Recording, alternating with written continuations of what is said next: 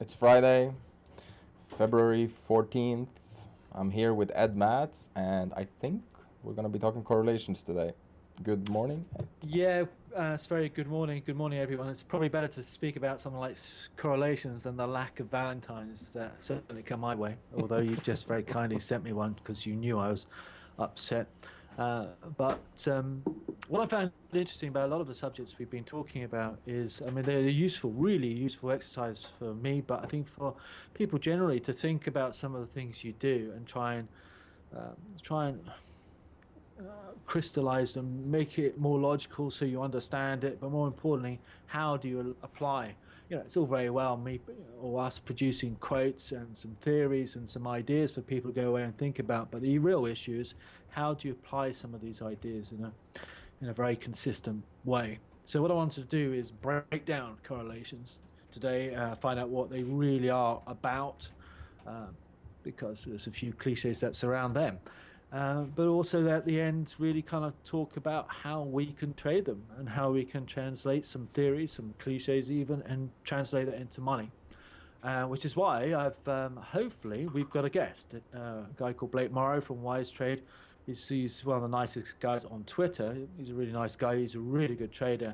And one of the ways he is a good trader is he can take the approach of correlations in the market, and how you trade that today, which is kind of how I wanted to finish it. So Blake will be coming on hopefully before he does his own webinar, and I was going to say watch the space, but actually I've got a surprise for Blake, and I'm sure one or two people, if they know me on Twitter, will probably have guessed what the surprise might be. But that's for Blake hopefully later in the day. So let's move into straight away to correlations. What are correlations about? Well, correlation is an Italian copper pot. You're going to hit me with some interesting charts today, aren't you? Yeah. Which is not a good place to start. I think let's step back then before we go into something like an Italian copper pot and you really confuse me. There's a great quote from a guy called Bruce Kavanagh, Caxton Fund Management, serious money, serious guy. Really worthwhile reading him, and I've forgotten his mentor, Marcus, isn't it? Mike, is it Michael Marcus, who he learned from? I think so. It's funny how, someone like Bruce Kavanagh, I think is a great trader. He brings everything together, a macro trader, but brings everything from a trading point of view together as well, some of the concepts. And yet he has his own mentor. It's funny that, isn't it? You think of some of these great people, probably Jesse Livermore had his own mentor, and everyone needs someone to help you stay focused and disciplined and to do well. But uh, right, that's the wrong quote, Bruce. It's very, Oh, yeah? There's more? yep, the one is the very first one, right up front, kind of describes trading and it hits it on the nail. It should be was the top left of the sheet. I don't know Oh, where that's gone now, but basically Bruce Cutler yeah. actually I can do it, yeah. almost paraphrased Paul Tudor Jones when he said that trading is like chess. And what Bruce Kavanagh basically, Market analysis is like a tremendous multidimensional chessboard. yeah, I mean, basically for him. Trading was, everyone trades the market. Not everyone trades it a different way, but a lot of people trade it in different ways. And trading is like a multi-dimensional chessboard. It's bringing all those pieces together, and what they and trying to make sense. Not always having all of the pieces together and for it to make sense, but enough of the pieces that you can see the shape of what's going on. And I've talked about the need for continuity or continuum on which to trade, on which to operate a narrative, if you like. But that narrative is built by a whole series of interrelationships, how markets relate to each other. We'll look at somehow, some of the currencies work together because people know that's kind of what my background. But more increasingly, I trade the whole gambit, and particularly stock indices, and how they relate to other sectors like the bond markets and commodities. And winning commodities is gold part of that or separate issues like that. They're always moving, and I think to understand correlation correlations. You need to understand those separate links. I'm trying to think of an analogy here. Like there's a children's toy, isn't there? When you put bits together and you can change them around, and each day it changes around. Not Lego or Jenga or Not Jenga, because that falls down. Exactly. Hopefully, well, it does. Let's be honest. Sometimes they put the construction together, got it, looks really cool, and then suddenly it collapses, and how are you left? Well, it's better to have it collapse and start to rebuild it than to take the analogy too far. But okay, what is a correlation? I'm sure some people. I remember doing correlations in my advanced GCSE, as it was then, and falling asleep. What is a correlation? There's a definition. We have a definition. In fact, I think I wrote it. Sorry. Yeah, it's right here. Yeah, it's my definition, so apologies, because I looked at quite a few definitions out there, and I didn't really think it's not the relationship between two markets. It's the extent to which a relationship between two markets changes or doesn't change over time. When they move exactly together, what's the guy's name? What's the phrase called? It's I was going to look it up now. There's a name for the coefficient. I'm trying to think where it comes from. It begins with a P, but anyway, that's beside the point. When they move together exactly, let's give a coefficient of 1. It's 100% correlated, and when they move the opposite direction, it's -1. It's minus 100%. There isn't such a thing, but there is a coefficient of -1. And when they move independently, there is no correlation. It's random. It's therefore 0.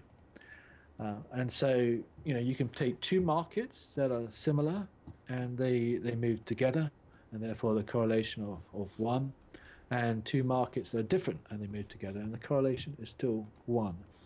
And it really begs the question why, therefore, they move together, or why some markets that move together don't move together that should. Yeah. And the question is to understand why that is. And the most famous cliche of all, and I've seen it tweeted many a time, I think I've tweeted myself many a time, is that correlation does not necessarily imply causation. I think I've been victim to. I've been guilty of that a few times. Sorry? I think I've been guilty of saying that exact thing a few times. Yeah, we all think we're clever by saying it, and we are, because it's true. Correlation doesn't imply causation. In other words, the fact they're correlated doesn't mean that one is causing the other to move. Intrinsically, I should say, because I almost slipped up there. But then let's throw it on the other side. Well, let's, in fact, let's choose one of the most. Who's the most famous predictor you know of in the last few years? Nate Silver, yeah. Silver. He's got a simple model, actually, surprisingly simple. Like when you really look at it, it's common sense in a way. But it's working. Who was it said that genius is just common sense simplified, or eloquent common sense? It's. The guy's a genius, yeah? Nate Silver, or the guy who said that? Well, he displayed signs of being a genius. Anyway, I'm sure he is a genius, actually. Can you read out what he said? Yeah. Most of you will have heard the maxim, correlation does not imply causation. Just because two variables have a statistical relationship with each other does not mean that one is responsible for the other. For instance, ice cream sales and forest fires are correlated because both occur often in the summer heat, but there is no causation. You don't light the patch of the Montana brush on fire when you buy a pint of Häagen-Dazs. Well, I'm sure someone can find some sort of causation that would prove the theory. In other words, people buying Häagen-Dazs ice cream, take it on a picnic, and then they go into the forest, and in the picnic they have a barbecue, and next thing you know is every time someone eats the ice cream, there's a forest fire. I mean, there are some strange things, and it kind of gets on to the subject. What I wanted to talk about is why we do have correlations. And one thing I put together is a little kind of, it's probably not an exclusive list. I actually did a paper on causation at Oxford. I was much stronger at economics than philosophy, but I actually wrote a paper on causation. So this kind of interested me a little bit. When was that? That's got to be a while back. Sorry? That's got to be a while back, right? A couple of years. Yeah, a couple of years. No, you've been interested in this in a long time. That's what I mean. Yeah, no, and it does touch on the nature of causation. So if you got the thing I kind of put up. Yeah. I've got. one of our guests is saying. Uh, They're waking up in the U.S. yeah, yeah. Right. Can you? I can't see that even. Oh, there's a long list here. We're gonna tweet this out, by the way. You have already tweeted this out, I think, so people can follow if they want to look closely. And if we I go, hopefully haven't tweeted. I didn't mean to. I didn't. did you? Okay. I didn't tweet that. Maybe Basically, they starting find with it. the obvious point, correlations exist, right? Due to several factors, if you want to call them. I've classed them to groups. If I wasn't so fond of fractals, we'd be talking all C's. Yeah, I mean, I might find another word because at the moment it's 5 C's. If I can rename fractals to C's. Oh, funny that I managed to get fractals into. Yeah, it's interesting, huh? Anyway, right, the obvious one. Let's deal with the obvious one. Right, and there's an obvious point right up front. Okay, correlation doesn't necessarily imply. Correlations don't necessarily imply causation, but neither does causation necessarily imply correlation, nor does correlation actually mean there isn't any causation. Because clearly the most obvious correlation exists where two things, when you get cause and effect. When you do, you know, it's not the correlation isn't between the ice cream and the forest fire. The correlation is between barbecues, Yeah. and the forest fires. Yeah, I mean that's causal because people throw away the match or whatever, and that creates the forest fire. Yeah. How does that mean? You know, okay, well that's interesting. Not how does it? How can I take that? The causation. There's so many causal links in the markets. One of my theories is that there are so many. The reasons why so many of them, like the fundamentals, don't appear to work so well is because there's so many moving at different times. You can't always see the wood for the trees just to bring in that fire again. Yeah. Okay, the obvious one is that global economic growth drives up stock markets, creates inflation, and therefore bond markets goes down. And therefore, you could say that, okay, there's an indirect causal correlation between stock markets going up and bond markets going down, although we've obviously seen the opposite. You could therefore say the causal link of the stock market going up has been a flood of money from quantitative easing, which obviously is represented by the bond market going higher. So there's a strong correlation currently between bond markets going up and stock markets going up, and the causal link is quantitative easing. How does that mean in currencies? Well, you can take something like in Europe, you know, where there's you might see might see I kind of think the yen cross has been a bit toppish the last 48 hours. Yeah. And one of the reasons, you know, one of the backgrounds why they've come off is I think you may find this a little strange, but there is a correlation there between, for example, with European Eurozone deflation. The euro's come off and therefore has dragged down euro yen, and as a consequence, Swiss yen has come down. So Swiss yen and euro yen are correlated. Euro, and more importantly, in terms of a causal correlation, the Swiss is being affected by eurozone deflation, and that's why they will move in sync, partly, and also partly because the Swiss National Bank has trapped it. Okay, so that's why some markets are correlated, fairly obvious fundamentals. You know, I'm sure there are other factors I can add into why markets or may move together, why the causes might affect correlations. But one of the biggest ones over and above that is the perception of causation, that people do see the link. So bond market goes up, let's say, take it the other way around. The stock market goes up. Janet Yellen says she's a little uncertain of employment and therefore a bad NFP, so the bond market starts ticking up because they're not going to do taper so fast. I'm just making this up as an example, but you've seen good examples of this. Yeah. Net result is the stock market goes bond market goes up, stock market goes up. Why does the stock market go up? Because everyone in the stock pit, the S&P pit, has seen them buying them in the bond pit, and so it's not just. There is a causal link. People see it, and if one market is not there, then what you see is you see the arbitrages. Yeah, Yeah. You see it instantly. They see it ticking up in one market, they'll tick it up in another. There are programs, algos that will actually enforce correlation to the tick. I mean, and it's been around for decades, where you'll see arbitrages will ensure the correlations hold true, unless there's some sort of fundamental shock. Yeah.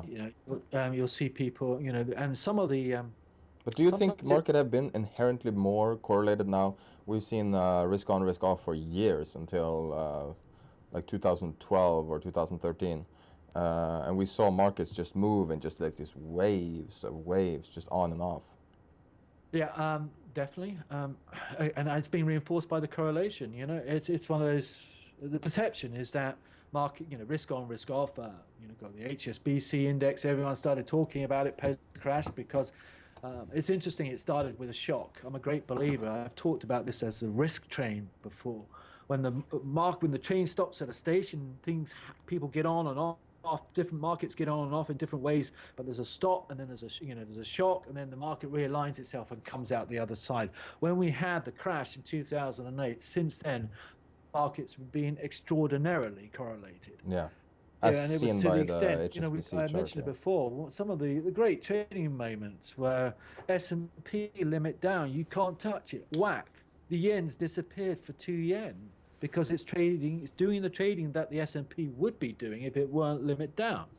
yeah, And it's that type of understanding that people will enforce. They see a causality, they see the link, they understand the link. If they understand it, there's more reason why they'll go after it. Um, and therefore, you see what you'll see is a double jump. Sometimes you'll see that the market will correlate to the cause. yeah, So, for example, let's say for whatever reason, let's say choose a market. Let's say the S&P is shut, it's limit down or something. Then AIG folds. Yeah. Then the yen is moving. It doesn't matter what the S&P would be doing or yeah, whatever. The yen, people are hitting the yen because they know it's risk off. It's risk off because it's highly correlated to the cause, yeah, which is in that case is subprime. So don't dismiss causality because of that cliche. Yeah, causality exactly. is the driving point, I think, beneath all these correlations I remember something interesting. relationships. I remember an interesting Sorry. example from this. Remember when they had in 2009, 2008, 2009, when you had these short bands, short selling bands, and Yeah. they had short selling bands on banks. I think it was 2011 in France, and you see DAX getting hit like in seconds, just getting destroyed, like a couple of percent down in a few seconds. And like when you're like going back and trying to figure out what happened, it turns out that it was probably a proxy for it, similar to what you're saying now. It's interesting. It's like causality that you would never expect to be there. Yeah, I mean, well, what I'm saying is now that's correlation, but it's happening because the cause is correlated to cause. So the DAX is directly caused to a ban on the stock market is selling short on the stock market is not a market, so you can't correlate it, but it's correlated to the cause, is affected by the same cause. So the classification, how people see it, is really important. And that's the next point, is what's happened, particularly since 2008, is the classification of correlated assets. Markets. It's been going on for a long time before that. People were creating currency baskets and trading in and out baskets. Some of the cleverest guys I know at places like Morgan and Chase and bankers, so they were trading baskets, their own baskets. They would create baskets of correlations and trade them, throw something out and trade it against it, and some clever guys, but clever trading techniques. And so people, when people see, put them in baskets and see there's a common link between them and the classification, you necessarily increase the correlation. There's a great chart. Have you got I don't know if I put it in actually. Have you got a CAC and Aussie? It's a Peach Melba. Yeah, Peach Melba chart. I like this chart for a number of reasons. One, because there's no reason why these two markets in themselves would be correlated. But you can see prior to tail end of that, the yen bull market, 2011, that market was heavily correlated. yeah, Now, I call it the Peach Melba because I can't find any obvious link between France and Australia. And the obvious link the link I found was a guy called, is it Costofio? I forgot now. He was in love with an Australian singer. Anyone who's watched Downton Abbey might have heard of Nellie Melba. And he created a dish called peach Melba for her. So that's the only link. So I call it the peach Melba trade, because I actually trade this because they're so correlated. Yeah. And then you can see with the yen, the rampant, the quantitative easing has broken the correlation. And you see, the red box shows the difference. And now, interestingly, how the peach Melba is back on the menu. Why? Ask yourself why. Why does that happen? Why are they so correlated? Why historically? The reason is because they're both part of what is called that risk, that global asset class, the risk class. That as you think the world is doing well, then people will buy, obviously buy the French stock market, but at the same time, the Aussie dollar is a carry trade. It's seen associated as a higher, as a risk appetite currency, and as a result, people hold it for the carry, and so it will go up. And the yen is the opposite. Yen is the vehicle you use for a risk aversion. You buy it and you sell the yen when there is risk appetite. Yeah. And so Aussie yen is one of the purest typically one of the purest risk pairs there are. So that's the purest risk on, or risk off, I guess. Well, it is, but it's been slightly affected by the yen of late, because I would argue, Sverre, I mean, I don't really want to. Well, I was going to talk a bit about risk, whole risk concept later. Yeah. But let's move on. There's a classification is important.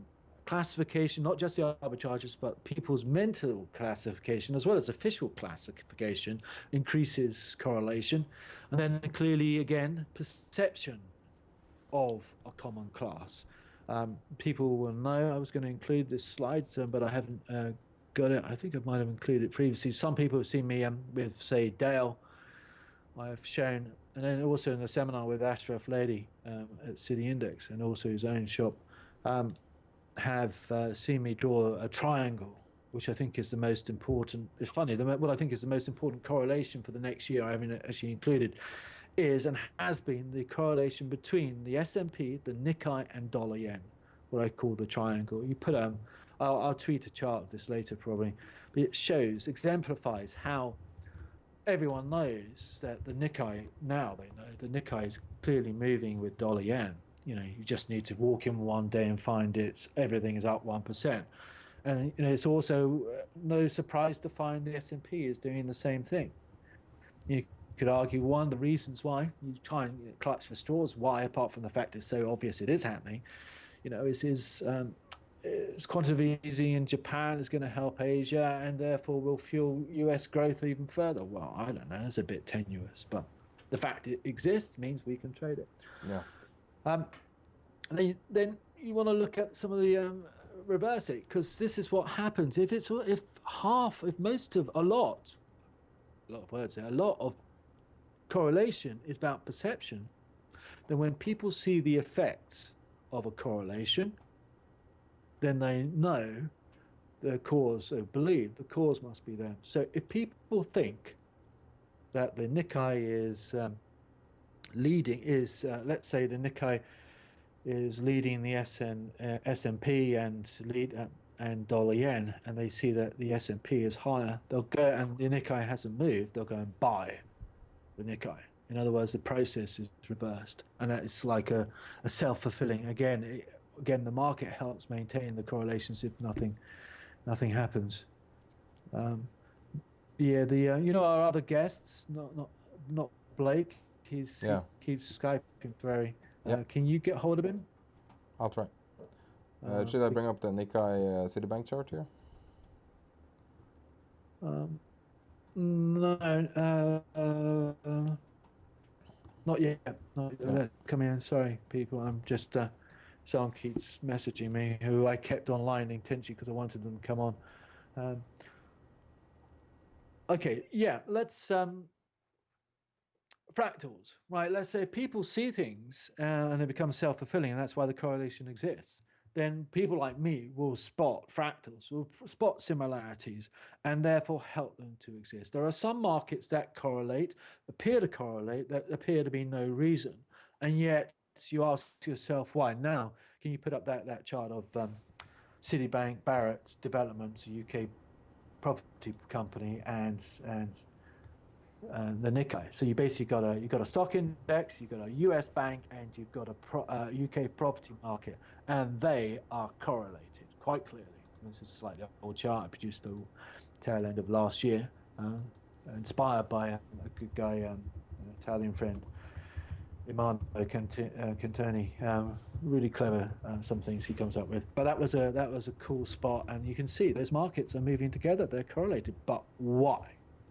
Now, at the time this came out, I wanted to use that as an excuse, an opportunity to explain that sometimes the reason why that could be is because people are following one against the other. No, not in this instance. It could be that there's a common cause, risk. I think it could be a driver behind those three markets. The whole risk class is moving in a very similar way. This is how, more importantly, how risk assets like to trade in an uptrend. And therefore it becomes a template. This is one of several, not that many, you'd be surprised how many there aren't, templates of how a market moves in an uptrend. So you just pick three not necessarily related markets and say they're in uptrends, and lo and behold, they're trending in a very similar way. So it could be coincidence, which is one of the points you see time and time again. You see markets are correlated. If you can't find a correlation, it's two things. It could be a coincidence, and the second point is, who cares? Who cares? If the correlation stays intact, then you can trade it. The only problem is when you don't know the cause, you can't necessarily spot it before it breaks down. And Barry, you mentioned Barry the other day, didn't you? I think. Yeah, Rittos, yeah. Yeah, about is he called Reform Broker? Yeah. I have him here. Ready for you? Do you want to read that out, his quote? Yeah, one second. I'm just gonna bring him up here.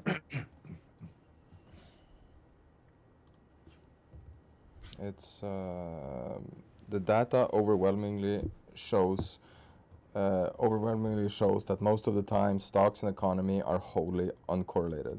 Over the short and medium term, days, weeks, months, there is almost no relationship in either direction or magnitude. People often have difficulty accepting that, but the academic studies on it are overwhelming. I think that's a great point. Oh, yeah, but why? I mean, why does that exist? And I would argue it goes back to the structure of so many links. And the problem with the structure is it's not stable, it's dynamic, it's moving all the time. So today, if you think, for example, we have been driven by quantitative easing into a recovery, and therefore economic recovery and bond markets are the main drivers in the market. So anything that correlates with those two is going to correlate to themselves. Whereas let's say there was a flare up in the Middle East and oil became the question, then the correlations on risk might be dissipated, might be reduced, and correlations with oil might come to the fore. Point I make forever is understand what is driving a market and follow what's driving a market. And then you've got a better understanding as to possible correlations. But again, let's say, there is a flare up in the Middle East, and then Yellen says something about, I should call her Janet, Mrs. Yellen, says something about taper, and whack, it comes into kilter. So there's so many variables that it's no surprise that obvious things that should correlate don't always correlate, and they also get skewed. So let's take the classic. Can we take the classic correlation? Yeah. The famous risk on and risk off, because that came to the forefront, as I said, after the crash, and people started following that and doing some clever things. HSBC's risk on, risk off index, you can see is the red. It's not up to date. I haven't seen an up to date one of it, and correlations have. Were pretty strong, certainly in the decline, and as the market came out and rallied strongly in the back for the last 18 months or so, the correlations have stayed pretty much there, except recently. Again, anyone who attended the City Index seminar will know I talked about how correlations. It's part of my best FITS approach. FITS being intermarket relationships is the eye of FITS. How correlations break down at this point. And since in this year, you've seen correlations, the individual components of the S&Ps have been at the lowest point since 2007. The correlations are breaking down. And that's telling me, supports my overall view that this is a correction. Typically, if you think about 2007, 2008, the collapse, high correlation, we're not seeing correlation at the moment. So that's kind of an interesting one. And then, That is you know, actually a they came very up with good lists of markets that should correlate. I think I've produced a list. Don't need to put it up, in fact, if you don't want to put it up. Is it this list you mean? Yeah, you can see as, you know, the market has a risk appetite certain currently back in, the list changes Yeah, exactly. as the story, as the narrative, But- as the drivers behind the correlations change in terms of economic growth, quantitative easing into economic growth. The list does seem to change, and maybe other factors. We've had the Arab Spring and, you know, oil-related issues in there that throw out a kilter, and Yeah. people have generally came to the conclusion 2011 into 2012 that the correlations were breaking down. Lots of risk on or risk off as much as it was before. And the new norm, what's it called? The new normality or something? This New is normalcy? remarkable. Look at the dollar. Am I reading it correctly? Dollar was the number one risk appetite, and now it's number one risk aversion. Mm-hmm. That is remarkable. Well, it's That is a complete and utter flip from. But I understand why. But it's. well, exactly. I mean, it's the reasons for the correlation have changed significantly from 2005. In that period, you know, you got the classification of risk on, risk off, and it's self-reinforcing in many ways. So, you know, and that helped. You know, it helped in the decline, and it's helped in the bull market. If you kept that perspective, looked at the correlations as a story, as a narrative, it's helped tremendously. What has helped me also recently is there's a not a new concept, a concept I've mentioned once or twice about the nature of how risk works and why it's not so clear cut anymore. Because there is a concept we see time and time again called risk off. In other words, the stock markets rally, euro yen rallies, etc., not because there's a clear sign of risk appetite, because the world is recovering and there's signs of economic growth. What you've seen, and you saw it, and I would describe it as the first rally from the lows recently wasn't risk appetite, but risk off. In other words, people were selling that baby, thinking it's going in, it's Armageddon. You're Howard again. How many times am I going to mention Howard's quote about the great last chance to sell stocks? You know, and then what happens? It rallies. You know, people like, I don't know, I wouldn't have thought Howard would have been short, but people were buying it. Well, if Howard had a position on the back of what he said, he would have been short. He would be buying it back. That is not risk appetite. That is risk as aversion to risk aversion, where it's going back up. And then this is why it increases volatility. And we talked about sentiment, how it's such a good indicator, and how sentiment actually helps you understand correlations and reinforces correlations as well. Then from a risk off position, understand why that is so violent sometimes, and why once you've got it, and the market drifts back down, that's when you need, or you can see, risk appetite. And what we've seen in the last week, 4%, thank you very much, is risk off, in my opinion. This is why I think the market's being vulnerable, because it'll drift off, because people don't really want to hold it. They've been hurt. But it's next week, tail end next week, I'm looking for signs of risk appetite. So How do you think this week played out? Because on Monday you said you thought it was going to be a quiet week and it's going to be good for establishing a new trend. And it's kind of, I mean, you made a number of like fairly specific calls here, both in terms of assets, but also in terms of like general mood. And it played out almost exactly like you predicted. Would you agree? Well, it was interesting because I always get a little worried when, I mean, you were right, and Harry was right to talk about a quiet week. I get worried about that because, as I said at the beginning of the week, when there's a quiet week, you often see true trends, see a true direction. The market may be giving us clues. Yeah. I was long stocks, using it. The DAX, actually, let's bring up the DAX because I've now mentioned the scenario I'm looking at and reasons why relating to risk on. Can you put up the DAX chart? I don't know if you Which? I sent it's not on the pin. It's Oh, this on one. the Yes. The it's in fractal here. we've been looking at every day. I should know it by now. Yeah, I know, isn't it It's the boring? But it tells a Mandelbrot. story. It is boring that I keep showing that No, it's not chart. boring. It's brilliant because it's right. It's correct. Yeah, well, that's right, because I'm going back to the point, this concept of volatility. It's volatile, it's moving, it's trending, arguably trending, maybe not, but it's clear. So the combination I call volatility. So it's my key market. It's what I talked about, drivers. The DAX may not be moving the market, but it's clearest. So it gives me an indicator, and it's volatile enough, thank you. And it's probably this last run, it's actually done, the US has gone quiet and the DAX has actually maintained the rally. But now, there's always a question mark. I was saying this is why I'm just staying long this baby, because there's a question mark where it was exactly in terms of the green. Unfortunately, no longer green because of, thank you, Reuters, changing the colors. Just as well, I'm colorblind. This has been a week of Reuters, and it's been a quiet week. Yeah. So for you, it's for people who have been watching, like me and Ed. I've been a little tense sometimes, and it's only Reuters related. At And I least keep that's how saying, I'm very aware that look, they give me my platform. Yeah. Yeah, I don't. So I've got to be really careful about selecting them off. It's true. And it is a really, I'm really quite excited, but I just need to get through the, everyone finds this with a new system, Yeah. the adjustment stage. Yeah, it's also, it demands so much from you though, in terms of that. Like, it's a very big system now, so it's a big upgrade. It's really kind of cool. Yeah. But I mean, no disrespect to Reuters, it's built for a bank where they're going to have hundreds of these workstations and dedicated computers. Yeah. How often do you feel you have to upgrade stuff like this, like hardware, and to keep up with it?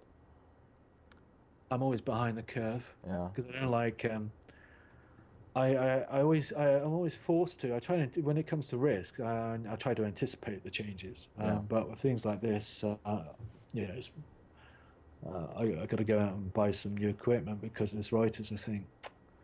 I'm running 16 gigs of RAM. People might think it's not hardly anything, but it's not. That is significant though. And you still have problems? Yeah, but I don't just run Reuters on it. This is the problem. Yeah. Yeah, So, with all. anyway, that's beside the point. Anyway, but it's a great system. It looks really sexy, and once Yeah. I've got settled with it, it's going to be cool. But let's go back to that DAX fractal if we can. Basically, what it's saying is what I talked about, going back to the risk off. What we've seen, a large part of this rally has been risk off. If I'm not going to confuse people, and now I don't know how to describe this power because I don't think this is real flow. I think this is. It is still probably the tail end of risk off, and now the market it's interesting because what it's saying is we're approaching the dog end of the first major rally, and so it actually is worked out. If you not only look at the structures being similar, we've traded it similarly, and it's worked out brilliantly, but the size. Timing isn't that different either, really, and the size, the points are exactly the same. And it's saying 96.90. What we've been to today, 96. A high on the DAX today. It hasn't been there yet. Oh, I hope it'd be nice if it had. But it's saying we've got a push up the next 24 hours or so. We've got a chance, typical weekend access to push higher, 96.90. Basically anything above 96 is going to fade, I think, on the DAX into next week. I'm probably looking at it, if it repeats that red circle again, then we're talking about a 94.50, 97 range. And saying it could go, I mean, if it repeats what it did last time, it could go back down to 94.40 again, which is why I'm looking to scale out again. And it fits with my view about risk off, running its course. The market is now retracing, let some people get short again, as it comes off, they'll be painting the Wall Street 1929 crash on the walls as they get, the market thinks it's crashing. It might be the opportunity for it to crash as well. But, I'll be playing at that side and then looking to buy again. looking for it to establish a base. And the great thing about the DAX fractal is, look, it stabilizes, goes sideways, retests a low. I just love markets. A lot of risk markets do this. Talk about correlations. You look how the yen trades, rallies strongly and back to the lows, gives you one of the most best risk return trades you could possibly hope to see. And the same thing as last time. Look what the DAX did. Went down below 9100 and it was a dream trade. You know, it's always every trade it works out well in retrospect as a dream trade, but that was the risk return probability on this was phenomenal. Yeah, it's gone now. Oh well, hopefully the next leg will be equally phenomenal. Are you less? Do you mean that you're less like sure about the direction, or? No, just the risk return. You know, your stop is below the low, so your risk return is skewed. Yeah. Okay, I want to move on. So you know, that's some of the I talked about how my thought process is about correlations, how you trade them. You know, I don't trade fractals. I think they're a load of rubbish. So how can I be more hands-on about? Well, the first thing is where markets are correlated. Recognize that markets can be correlated. Have you got the Lipschutz quote? Yes, once again. So how do we use correlations? Need to understand this. I do this. I mentioned this yesterday. Was it the day before? You want to read it out? Yes. Don't concentrate too much of your money on one big trade or group of highly correlated trades. I have like buying equities in different markets, for instance, I would guess. Oh no, like doing what I do all the time, and I just have to step back and crunch the numbers. Yeah. What have I been? I've been long the stock market. I've been long dollar yen. I've been long yen crosses, varying degrees at different times. You know, I've been long the Aussie. You know, that's a beautiful trade from basically from that bottom of that channel support. All related. They're all risk trades. Yeah, I mean, and if I were wrong, if it was a 1929 crash, Aussie would have collapsed, the yen would have plummeted, the DAX would have plummeted, the S&P would have been plummeted. Rather than me going cock a hoop, wasn't that great risk return trade? I probably I've been miserable, might have taken a few days off to recoup or whatever, because you can't escape losses, you can't isolate them completely. I would have been well upset. So bear in mind, look at what your positions are if you trade more than one market like me, and do the numbers, crunch the numbers. How big a position? Crystallize it into an S&P position. Are you comfortable with that amount of risk? So is that how you measure correlated risk, or like concentrated risk? I correlate. Yeah, I do. Yeah. I correlate. And convert it to S&P. All my positions, not all of them. Some of them aren't risk positions, but anything like that, I do correlate to the S. I look at the correlation to the S&P, and then I trade on the back of that. Why did you choose that specific method? Why the S&P? Yeah. I've got to choose something for risk, and I would like to get a better handle on this risk off, risk on index, but it's the closest thing correlated to risk in my opinion, and I've got a system, and it don't mean that it's not broke. Yeah exactly, but it's kind of a moving target, correlations though. So are you afraid like to adapt something too much and then you see that they're got to understand what I use? What? I've got to understand what I use. Exactly. And if there's no reason to change it, if I start using something else, then unless I can back test it, then I don't want to be surprised by something. Yeah. I can blame something I know, quite happy to blame something I know and say, well, that's the fault of what I do. Just, take the hit. But I don't want to blame something new because I haven't done enough research or there isn't enough, whatever. Anyway, let's move on. Let's, how else more specifically can you trade confluences, convergences and divergences? Do you want to put up a video, Linda Rasch? Yes, I can. Give me a second. She was interviewed hopefully at we can play it directly. Money Show or something. Yeah. Let me just full screen this. So we're running from a computer here, so let me just check that it's okay. So it should be loading. My guest today is Linda Raschke. We're talking about correlations, or the breakdown thereof, of a lot of the markets that used to be correlated are no longer. We're going to talk about that. So Linda, why are we seeing a breakdown of correlations and things that used to move together all the time? I don't always know the reasons why. We can observe the changes in relationships. I'm sure that if we're addressing the fact that you used to have baskets that were the risk on, risk off trade, inflation, deflation, however you want to verbalize it, there was a time where gold and currencies and crude and commodities in general were more highly correlated, and as of about I would say May 2012, we started to see a significant deterioration in those correlations, and we're still seeing that. One source that I use to monitor them is more research centers. MRCI gives free research on there, and you can go and look at the correlations going 30 days back, 60 days back, 120 days back. The important thing, there's two important things for a trader to be aware of. First of all, humans are much better than computers about noting changes in relationships. That's so that's so a true. positive thing that you should take to your advantage. That we can recognize breakdown in relationships, and it could be intermarket correlations. It could be relationships in PE ratios or yield curve relationships. A lot of different things. We're better at processing the relationships and the changes in them in the computer. And you see this every year. There's new markets which are focused on, in terms of dominating market psychology.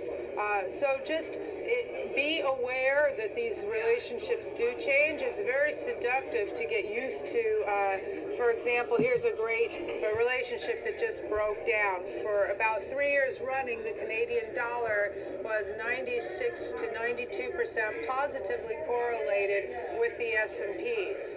Okay, as of January 2013, that relationship had broken down to being about 46% positively correlated. So if you're used to trading the market off of the... Wait, did you have a comment? Yeah, yeah, I did. That's a very good point, because I believe, maintained at the time, people will know about what I've been saying about the paradigm shift in dollar Canada. That was one of the key lead indicators. The breakdown of the relationship, the correlation between the S&P and Canada was actually the trigger, the warning that dollar Canada was going to do something special, I think. I've got a chart there somewhere which is jumping out of it. I forgot she made that point, which is a really good point. If you can see something like that, you've got to just say, why? Could that mean something? Often it means nothing. Can you let her run again? Sure can. Price action in another market, which a lot of people do get used to doing as sort of a little confidence, confirmation type of factor. These things do change, and I will always know why after the fact. Like everybody else, it's like news and fundamentals. We'll always find out after the fact. Do you trade them? Do the divergences between the correlations, or when they come back together, is it something you use as an actual trade, or is it more just something that you're keeping an eye on for the overall market trends? No, I don't believe in trying to arbitrage stuff to come back into line to a certain regression to the mean type of thing. And the reason is because I think what's far more powerful is recognizing when a relationship diverges. So if you've had something that's traded in a band, let's say between 20 to 30 to 20 to 30, we'll just talk about some spread differential. And, when you see it's 22, it's the low end, so you're buying it to sell it when it gets back up to 25, 26. What's far more is important is to recognize now if it's outside your band 20 to 30 and it's trading 34 to 36, you actually want to be positioned in the direction of that changing relationship. You don't want to try and arb it and sell it hoping that it goes back into that band. Is a very powerful reason why a relationship changes. Extremely strong supply-demand factors or some significant underlying fundamental cause. So if I'm used to seeing 20 to 30 range, now something's popping 34, I actually want to be positioned so that it goes from 34 to 45, whatever that relationship is. So I think that's a very difficult thing for people to do with human nature. We kind of feel comfortable in our zone. So it's recognizing when relationships... Do you want to comment on that? No, in fact, I think Blake's around now. So can you bring in Blake? Because I think that ties in quite well. Yeah, I'm going to bring him on right now. while you do that, I kind of disagree with what she's saying there. I've traded a number of times. You getting hold of him now? Yes. I've traded both ways. The convergence, it gets out of sync. I've done Euro Swiss so many times. Uh, when it gets out of sync, knowing it or believing that it's going to revert to the mean, and that when it blips 5-10 points outside, as she described it, then I hit it, expecting to go back in. There've been other times when the yen was a classic example, it broke correlations last year, when you go with her approach. It depends. If you can identify the causes, then you know something's triggering the break in correlation, then you can go with the break. If you don't, then more times than not, you're better off going with the correlation. So, Ed, we have a guest here now live on, might be, it's an old friend of yours, I believe. Say, well, less of the old. Blake, is that you? So, Blake, it's a little hard to get it on the both ways, but I don't hear him. No, that's can't the problem. hear Ed. That's probably a good thing. Yeah, that's probably a good thing. Oh, that's a shame. So Yeah, Blake yeah. can't So hear me at all. Blake and Ed, it's a bit of an issue. This was a last minute setup here. It's our first ever second guest on this show. So what's your do you have any questions for Blake, Ed? Yeah, just well, first we've been talking today about correlations, and just heard a woman, Linda Rashke, saying that she, tends not to go with convergence of, when the correlations work, she trades them when they break. So I kind of like, does Blake use correlations? And the other thing, is there anything he's seen today that could be So of Blake, use? I'm sorry about this. We're doing this. It's a last minute. We really wanted you on. So Ed No wants. problem. No problem. Ed's wondering if you use correlations. You might have seen the video we had up, and if you see any correlations today which are interesting.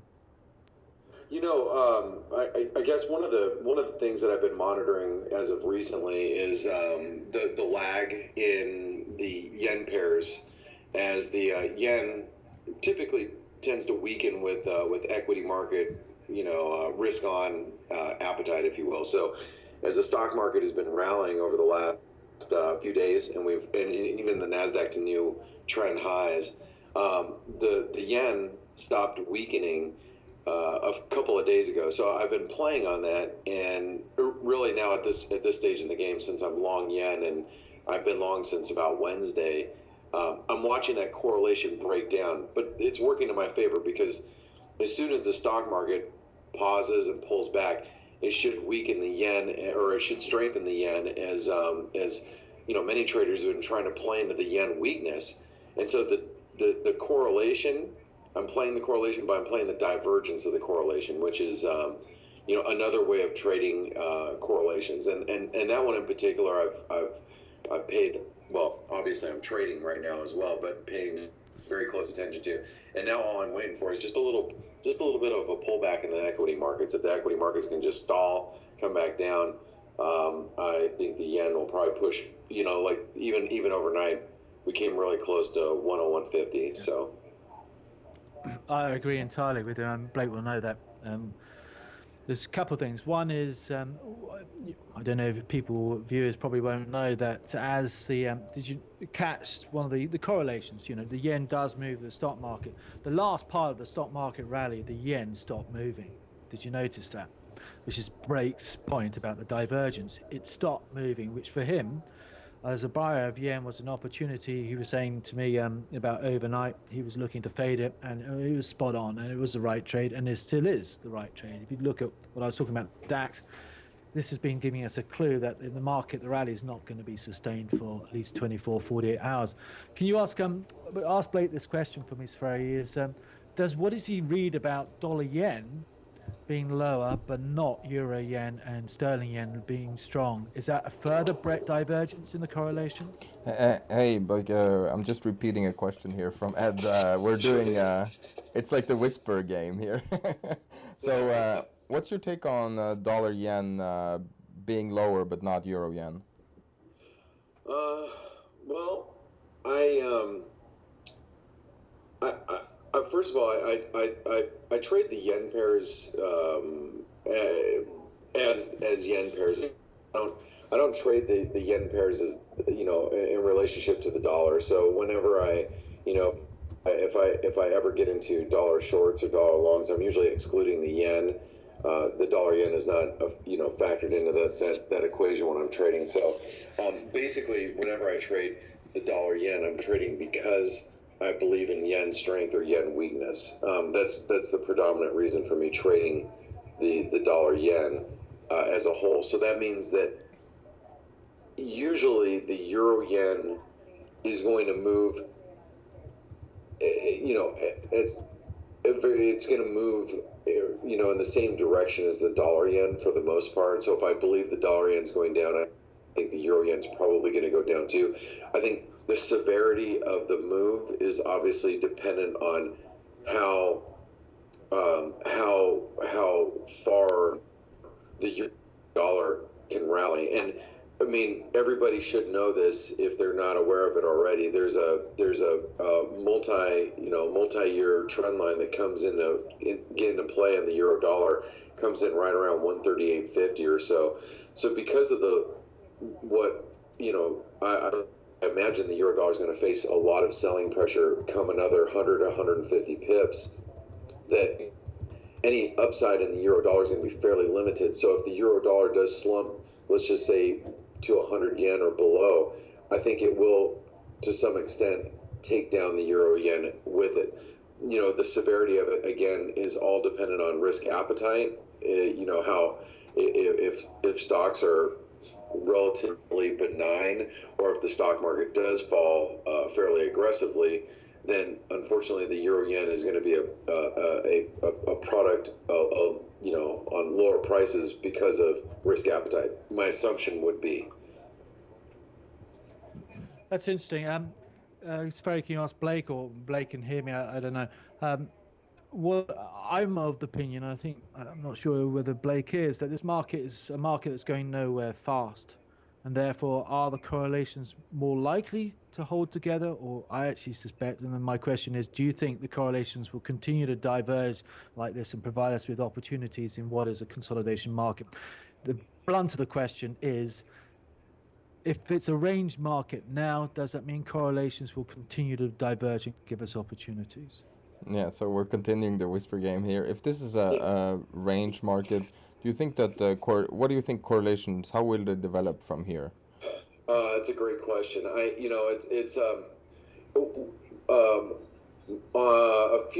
year ago, actually over a year ago, I had Kevin Ferry of Cronus Futures on my broadcast, and he had told me at that point in time correlations were going to go out the window for 2013. I really wasn't really biting on his analysis at that point, but he'd been spot on. The whole year of 2013, the market really uncorrelated, and I don't know if this year the market's going to recorrelate, because I've told our traders for the last 2-3 months we're in a digestive, or I call it indigestion phase of the market, where we've just taken in 5 years of massive stimulus here in the United States. So as we are pulling, are retracting or reversing monetary policy to a certain extent, the equity markets and the capital markets really have to take in what has just happened over the last 5 years. So we're going to have a lot of what you would consider range-bound type of activity, and so I do agree. Now, how correlations are going to respond to that, I think that they might continue to be a little cattywampus, if you will. So Blake, we have a surprise guest for you here. I don't know if you can say hello here. I think I hear Chris in the background. Yeah, what's up, Blake? How are you? I'm being a bit naughty, Hey, but what's happening, Chris Bear? Unfortunately, how you doing, buddy? Really good. Thanks. I hope you're well too. I'm doing really well. It's unfortunate I can't hear Ed, because we would just probably go off the hook right now. So let me see if I can. Ed having technical difficulties? I'm trying to add Ed into the conversation here. Okay. Ed, if you just hang up with me right now, and I'm gonna add you. Okay. I'm doing my best here to live improvise. No, I think that might work. But the thing, can you guys see me? Yes, we can see you and hear you. Oh wow, then we are in trouble, aren't we, mate? I thought I wanted to spring Chris on you, Blake, because I know he hasn't been around much. I've been missing him. He's I know a lot of people on Twitter have missed him a lot. It seems to be a common theme. Where's Chris? Where's Chris? Well, the guys. Chris, tell people what you're doing. Oh yeah, I'm just building, and I'm building an office and doing some stuff here in Brazil, and it just requires a lot of attention. So and you know, everything I do is 24/7. I go full bore. So I trade and do that. So I've been taking off a little bit. I should explain, actually, some people who don't know Chris or Blake, or me for that matter, will not necessarily understand how, Blake's, so this is kind of my way of repaying Blake a compliment. He's had me on his show a number of times, and Chris, because Chris was doing the Morning Edge on Wise Trade. I'll get the plug in there, check it out, guys. He's been on there, he's done quite a few shows as well, and I've been there. So it's kind of, a few people joked that we were the Three Stooges, and since we were talking about the correlations, I thought it'd be cool to get someone like Blake, who's really good about correlations and how you use them. And since Chris, you've been away, mate, I just wanted to surprise Blake with you. Oh, that was so awesome. The last person I expected to hear this morning was Chris Bear. So that's great. It's wonderful that you guys can get the Skype to work too. So. As you guys know, my broadcast starts in about 7 minutes, so I can't stay too much longer. But I want to say congratulations with Big T to you gentlemen over there. It sounds like it's going really well. I've been able to tune in a couple of different times. It's tough for me because of I live on the West Coast in the United States, so it's a little bit more difficult, challenging for me to be able to tune in. But I want to say great job there. And Blake, thanks. Yes. Before you mislead anyone, you live in Arizona, mate, not West Coast. We're considered West Coast, just the hot part of the West Coast, I guess. You're right. I do live in Arizona, but I'm on West Coast time, which is totally unfair. I have no ocean, and I'm on West Coast time for the most part. So. One thing I appreciate, one thing I really like to hear about from you, I mean, I couldn't agree more. I always listen to what you say, because you're one of the few guys out there who've got a good idea of what the market is doing in its entirety, the relationships. So what I like, and I'd love to get you back, is to get the occasional input as to how your first view. Because I think when I walk in and look at all the markets, I immediately notice, and as the lady just said in the video, notice if something's out of kilter. And it starts making me think. So if we could get some occasional first thoughts from you as to what the market, not necessarily is doing, like, you get the smiler dial saying the market did this and that, but you just say, what, like you did. There's a divergence in the correlations. It may be saying that, maybe not. I don't know. I'll have a look and maybe come back another time, or people tune into my show. But I find that's invaluable. And then we just need to get Chris back into the frame, and once he stopped building his dealing room, we might be able to have some fun again. Yeah, and I just wanted to say, how about that cat? Dollar Canada. How about it? That was some rocket ship, huh? It was, Chris, and you know what? You look at that multi-decade trend line, you know that thing's going higher. It's just a matter of time now. Yeah, it was just extended. Oh, yep. I think Ed and I and you and I had talked privately a number of times how we've been hunting that when it was below 1. So, yeah. Well, glad you called it, Chris, because I was slightly worried that your timing was impeccably bad, that you disappeared. When you went to build your dealing room when Dollar Canada exploded. I thought, in fact, it might have been why, because you disappeared, that Dollar Canada felt free and easy. Oh my gosh, so that could have been the case. That could have been the case. They thought you were gone. I just like to say one thing about the market, just real quick. Talking about correlations, everyone's talking about the recovery, it's starting, green shoots, and they don't want to say green shoots because that's a word that's was overused and green shoots died. I'd like everybody to take a look at and think about energy usage, energy demand, and there's no growth, and there's no, if you consider plus 1% growth, you're kidding yourself. That's stall speed. So just take an eye, keep your eye on energy usage, and that'll. There's no economic growth. There's nothing happening economically without energy usage. So just keep an eye on that, and keep an eye on the slope of the demand usage chart, and you can throw any kind of moving average on there, and any of the common ones, 50, 100, 20. There's be someone in South America who's been building an office in Brazil, probably using the extra energy. And you're about to go where now, Chris? Can we? Oh yeah. I'm gonna head down to Argentina to look at some stuff down there, see if there's any opportunities. I'm leaving tonight, actually.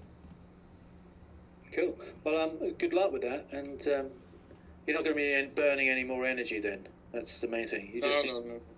So we're going to get you back. We're going to get you back fighting fit, back in the markets, if not in Twitter. Yeah. I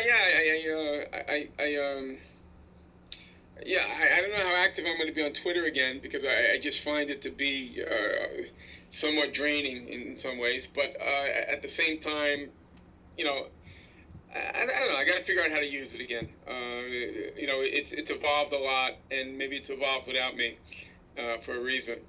Maybe I'm a dinosaur. Well, no, you're not a dinosaur. One thing you are, Chris, as you said, you're 24/7, and maybe you give too much of your heart and soul on something like that. Which I know people like Blake. He just gives, and rightly get some praise from a few. Well, not a few, from a lot of people. But you wonder sometimes why you give so much when people should arguably be more grateful, because what you provide. Especially a guy like Blake, for example, he gives a lot, and then he gets the snide comment or the pot shot tweet, and I'm just like, where is this guy at? Why is he thinking? I mean, Blake is one of the nicest people in the world.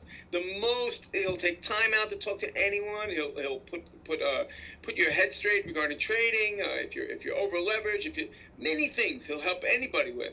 And there's these guys abusing him. I just don't get it. I figured out what this block feature was at Twitter, just this last year, thanks to you. So it's been good. I've used it times. Is that why you're ignoring my messages? Yeah. I actually have you on your own stream there, Ed. Wait, you've got 60 seconds, bro. I know. I gotta go. Hey guys, Sever, Ed. Congratulations, Chris. So great to speak with you, Ed. It's always wonderful to speak with you, and I'd love to, jump on, sometime and maybe give you some comments, or maybe chat about, just some things we see in the market from time to time. So thank you guys so much for having me on. I really appreciate it. Oh, thank you, Blake, and Chris. Good luck, and keep in touch. Okay, great guys, and then Blake, great talking to you. Same here, thank you for having me stop in. Thank you. And any viewers who wanted to get some serious stuff on correlations, you got a bit of it from Blake, but no, it's just I wanted to bring Chris in because he's a good friend of Blake and he hasn't been around. So thanks, guys, and good luck. Speak to you soon. Thanks for the reunion. All right, see you guys. Okay, bye. So Ed, you're still there? Yeah, I'm still here. Let me call you back from the other line so we get you back on video.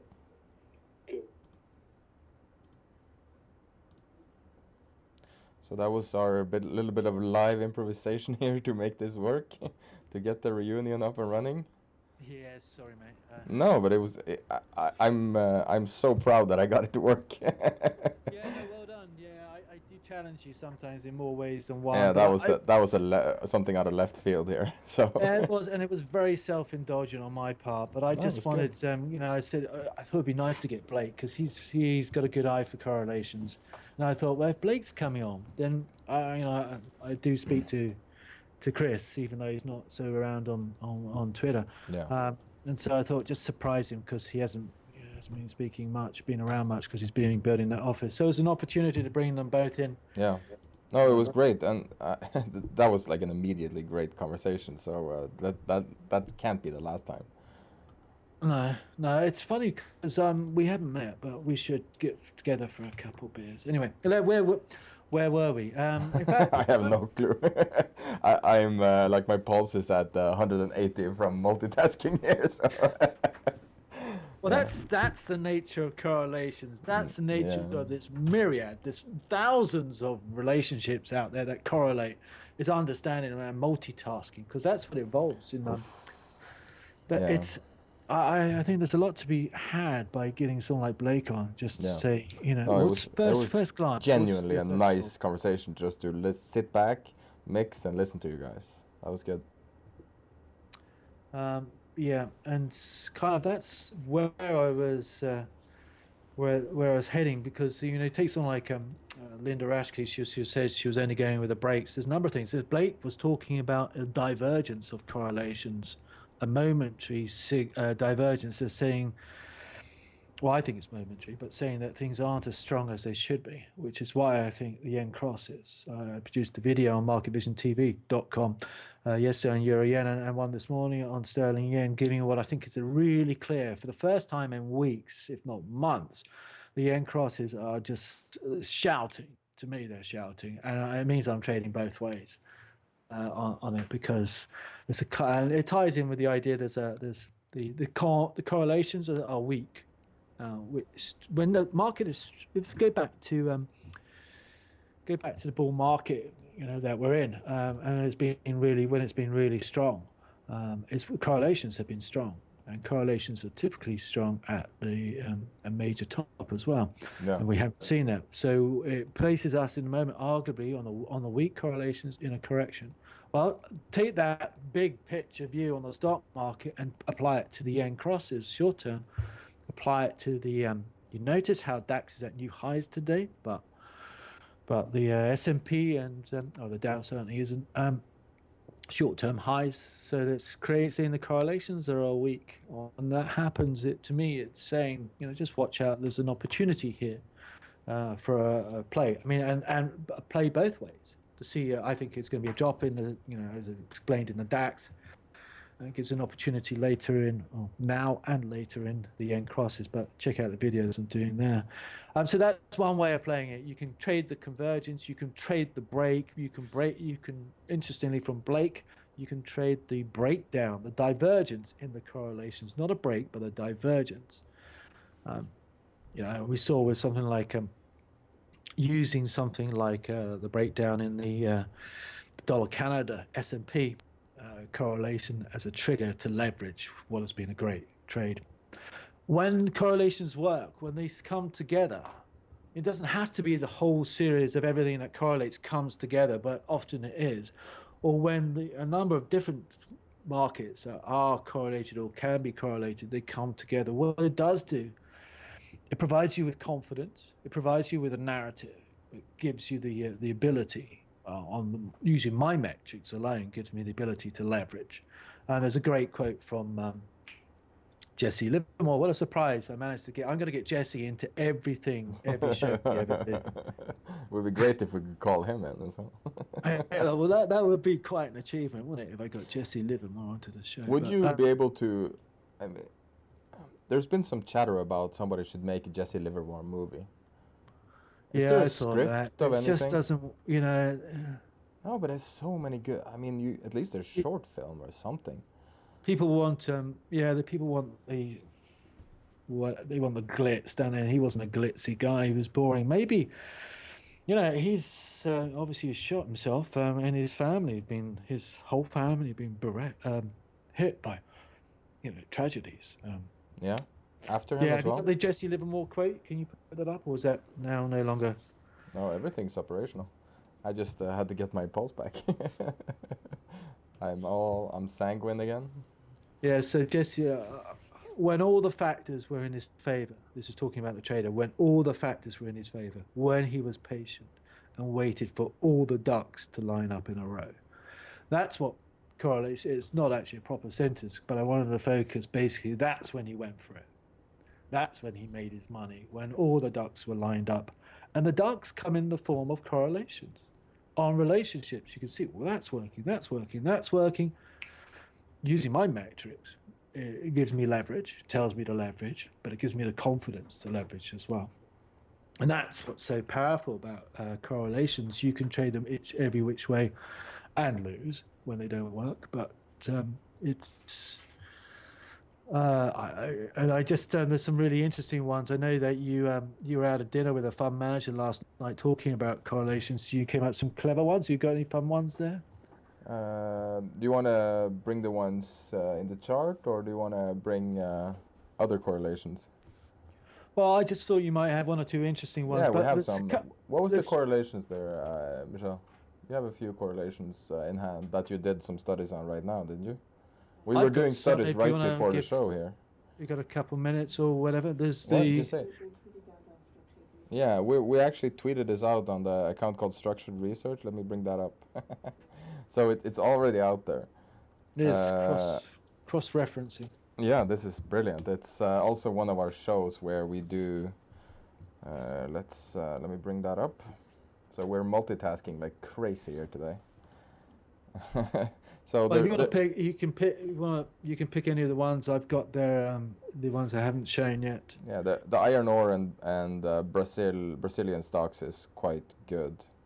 Can bring up the chart here. What's the reasoning behind that? Is there one? What is the reasoning behind that, Michelle? Yeah, because they have a huge steel company, Vale, yeah, and so it's such a big part of the economy. I suggest is the reason. So it's a very logical correlation. It's a causal correlation. Yeah, so it works. It's like Norwegian Stock Exchange and oil, which is fairly correlated. Get away. Yeah, it's crazy, right? Did you? I don't know if we ever got.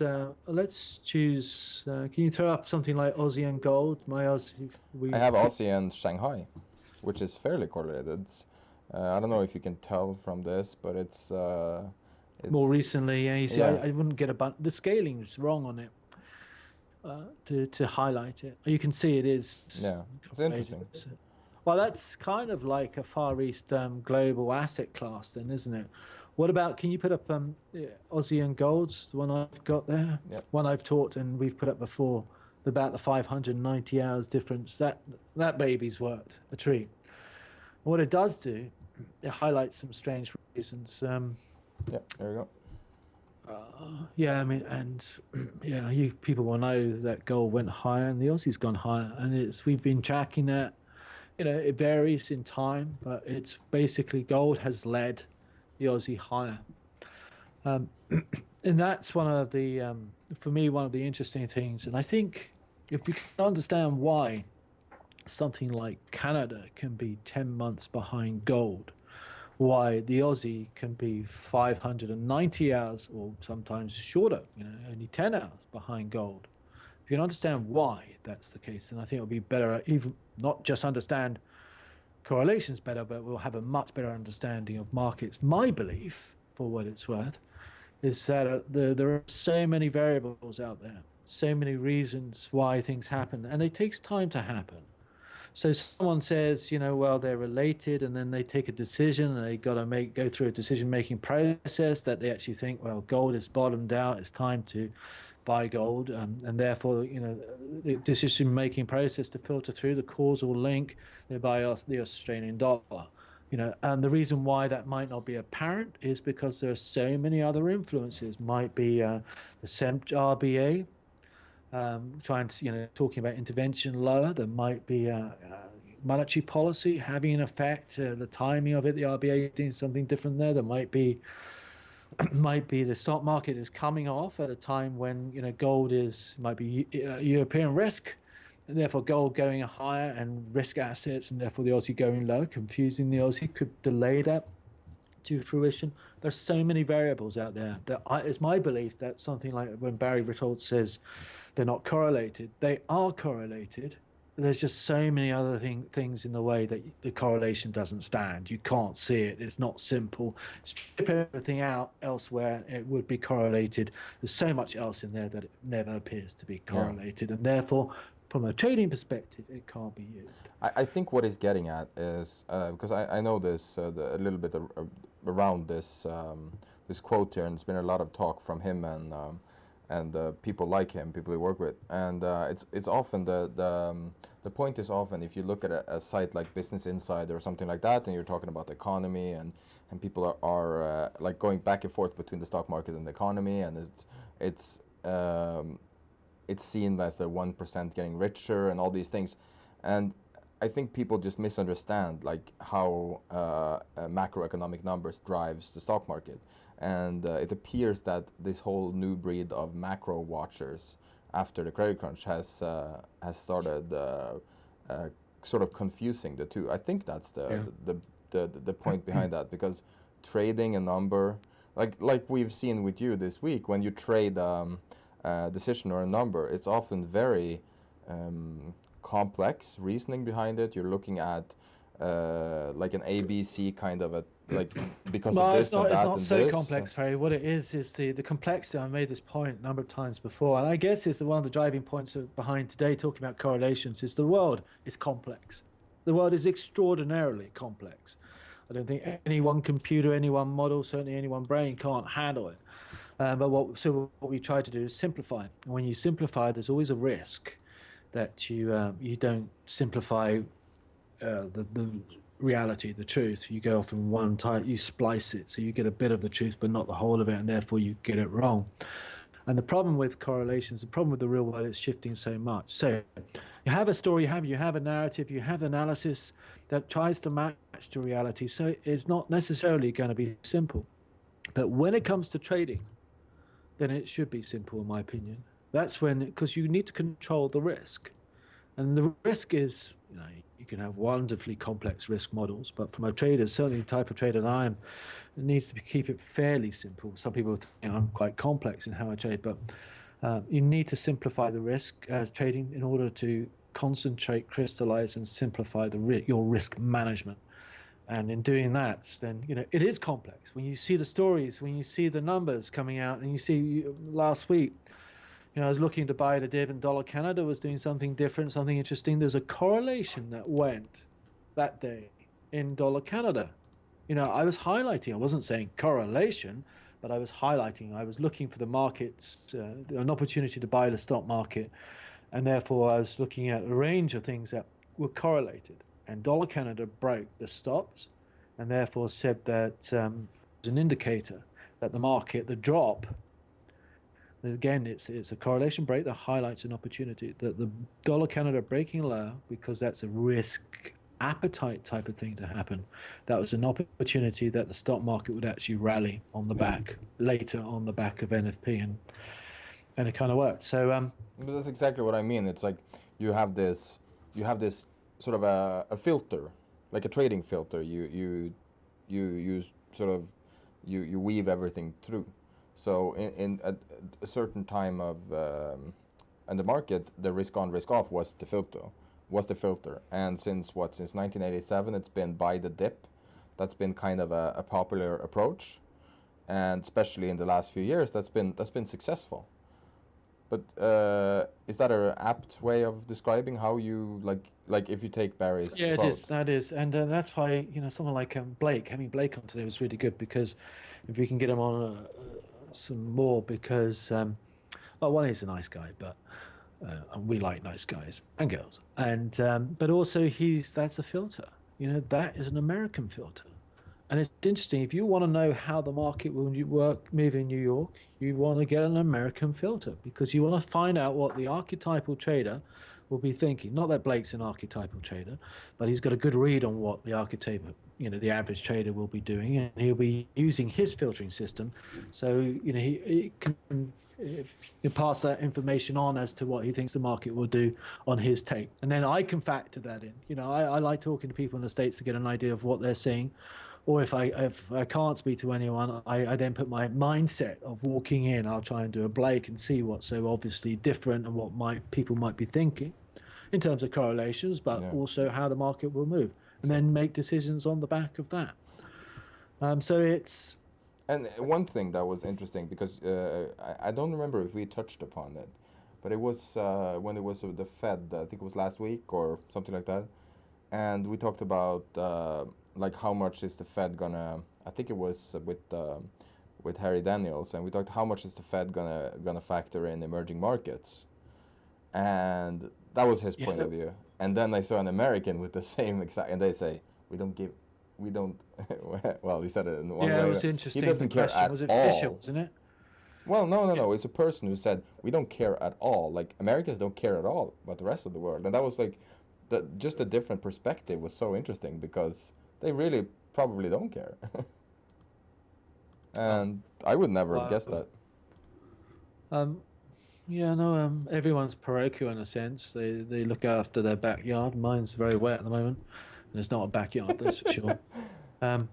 I was actually very tempted to tweet a picture of part of my run. It's in my backyard. There's a massive lake, and it's going to be even more massive. But anyway, that's beside the point. So it's that's a bit scary. threatening. Is it really close? Well, it's getting closer.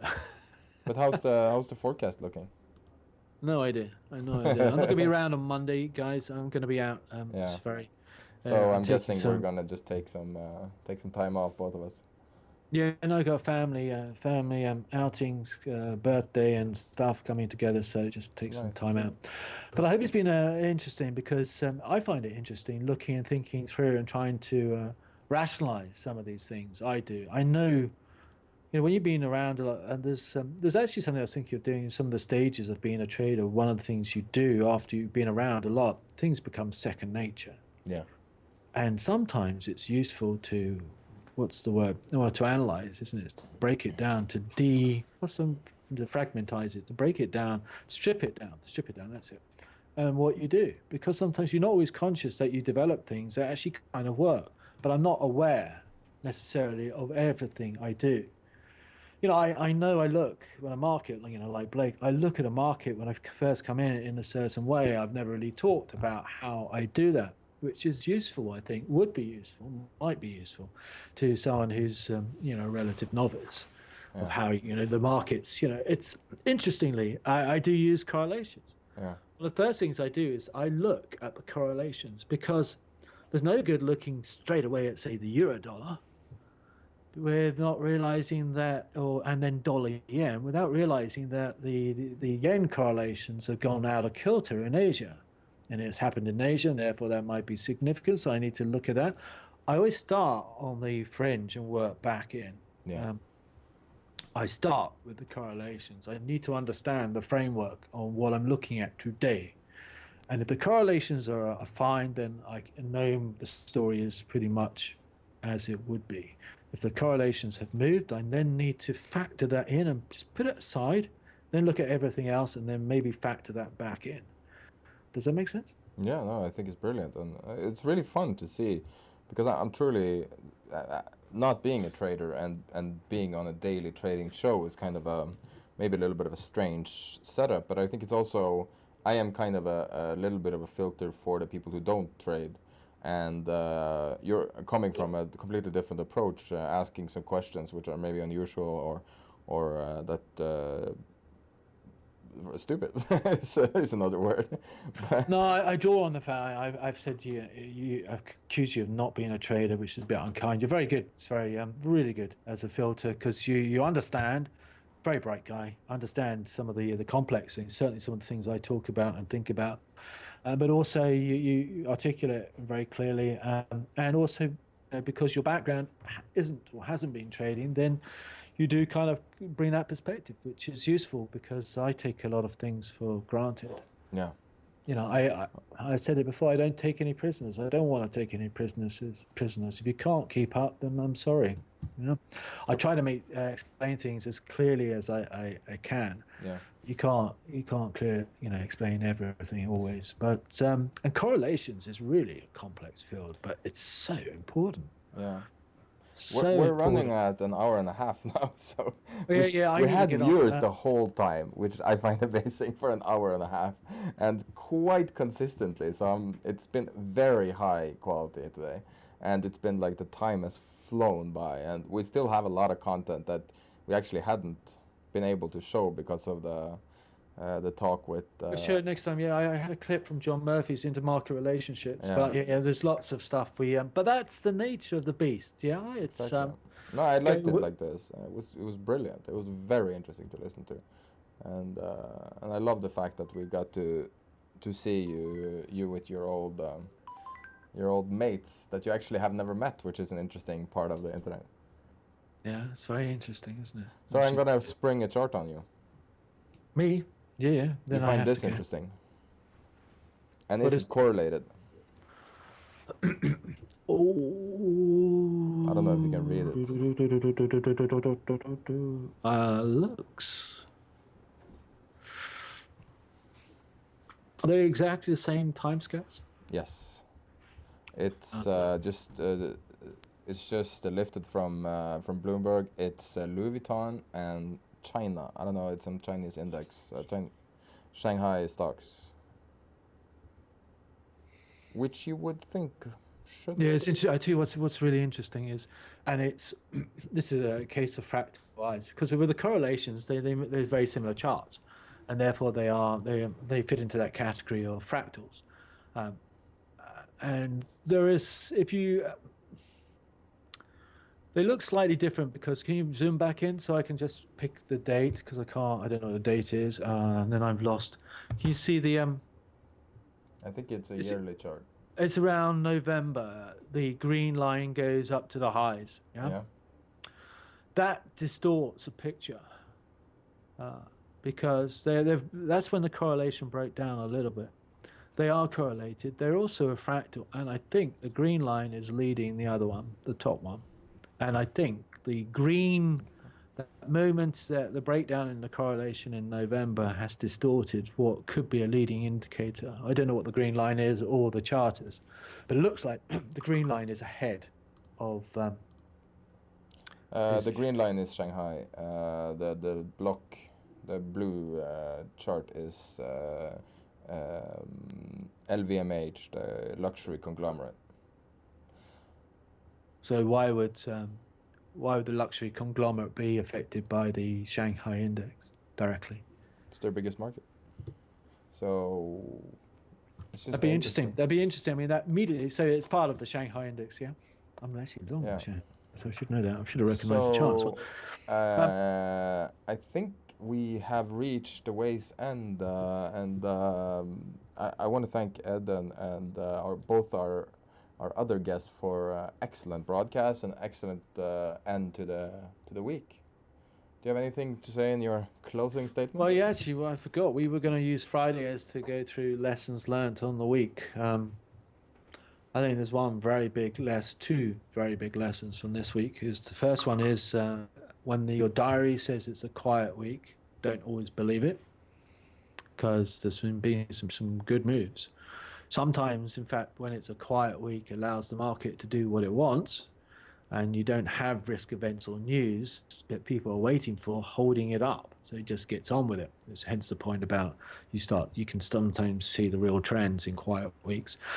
And the second thing is, when you're in doubt, just stick to your plan, the original plan. And I think for me, that's the lesson of this week, is that the plan has worked because I've stuck to my plans.